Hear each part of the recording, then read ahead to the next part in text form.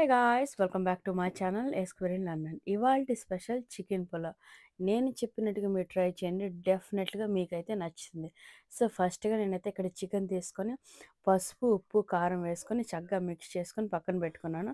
Next దానికి కావాల్సిన పదార్థాలు ఆనియన్స్, టమాటోస్, అలాగే గ్రీన్ చిల్లీ సైడ్కి కట్ చేసి పెట్టుకున్నాను. ఇక్కడ వన్స్ మనం కడాయిలో ఆయిల్ హీట్ అయినాక జీరా, తర్వాత హోల్ గరం మసాలా మొత్తం వేసి కొంచెం ఫ్రై చేసుకుంటాం. వన్స్ ఫ్రై అయ్యాక నెక్స్ట్ ఏంటంటే పుదీనా, తర్వాత కొత్తిమీర మనం ఆల్రెడీ కట్ చేసి పెట్టుకొని సైడ్కి పెట్టుకుంటాం. ఈ గ్యాప్లో ఏంటంటే మనం ఆనియన్స్ బాగా ఫ్రై చేసుకుంటూ జింజర్ గార్లిక్ పేస్ట్ కొంచెం వేస్తే మనకి మంచి టేస్ట్, ఆ స్మెల్ అనేది బాగుంటుంది. ఎందుకంటే మనం పులావ్ చేస్తున్నాం కాబట్టి జింజర్ గార్లిక్ పేస్ట్ అనేది డిఫరెంట్ ఫ్లేవర్ మనకు బాగా ఇస్తుంది అనమాట. సో ఇదేంటంటే ఆనియన్ మంచిగా ఫ్రై అయ్యి మనకి ఆల్మోస్ట్ పింకిష్ కలర్లో వచ్చాక నెక్స్ట్ ఏంటంటే మన ఆల్రెడీ కట్ చేసి పెట్టుకున్న పుదీనా అండ్ కొత్తిమీర ఏదైతే ఉందో అది వేసుకొని మంచిగా స్లో ఫ్లేమ్లో పెట్టుకుంటూ బాగా ఫ్రై చేసుకుంటాం.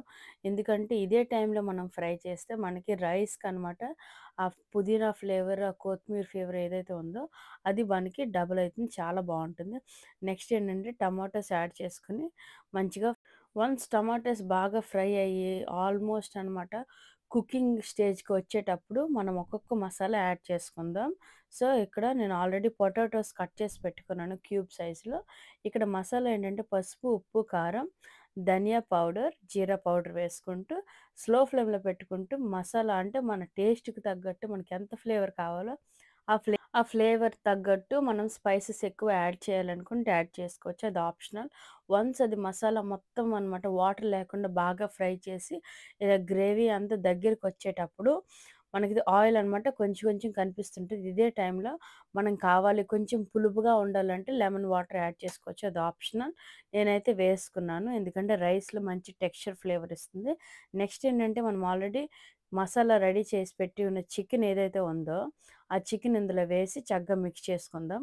వన్స్ చక్కగా మిక్స్ అయ్యాక ఇదంతా ఏంటంటే మనం స్లో ఫ్లేమ్లో మాత్రం ఇది అవ్వాలి. ఎందుకంటే మనం హై ఫ్లేమ్లో పెట్టేస్తే మనకి చికెన్ అనేది బాగా కుక్ అవ్వదు. నెక్స్ట్ ఇక్కడ చూపిస్తున్నట్లు ఇది గ్లాస్తో అనమాట 4 గ్లాస్ ఆఫ్ రైస్ నేను తీసుకున్నాను.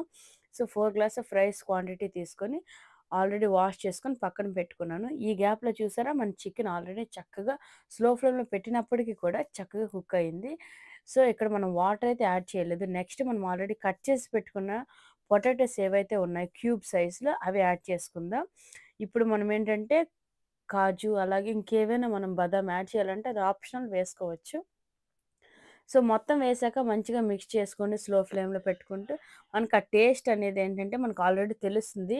సో ఇదే టైంలో ఇంకేదైనా మిస్ అయ్యిందని అనుకుంటే మనం యాడ్ చేసుకోవచ్చు. లేదు అంత బాగుంది అని అంటే కొంచెం నాకు ఇక్కడ సాల్ట్ తక్కువ అయింది, సో నేను సాల్ట్ వేస్తున్నాను.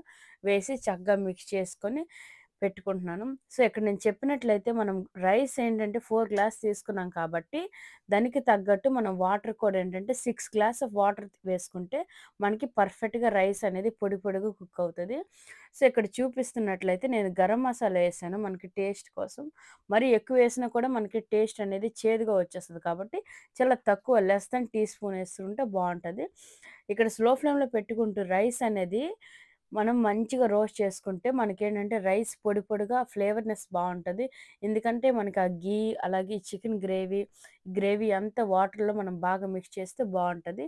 సో ఇక్కడ చూపిస్తున్నట్లయితే వాటర్ అయితే నేనైతే 4 గ్లాస్ ఆఫ్ రైస్కి నేను 6 గ్లాస్ ఆఫ్ వాటర్ వేసాను. స్లో ఫ్లేమ్లో పెట్టుకుంటూ కొంచెం సాల్ట్ యాడ్ చేసుకుంటూ మంచిగా మిక్స్ చేసుకుంటున్నాను. మిక్స్ చేసుకునేటప్పుడు కూడా మనం చాలా జాగ్రత్తగా చేసుకోవాలి.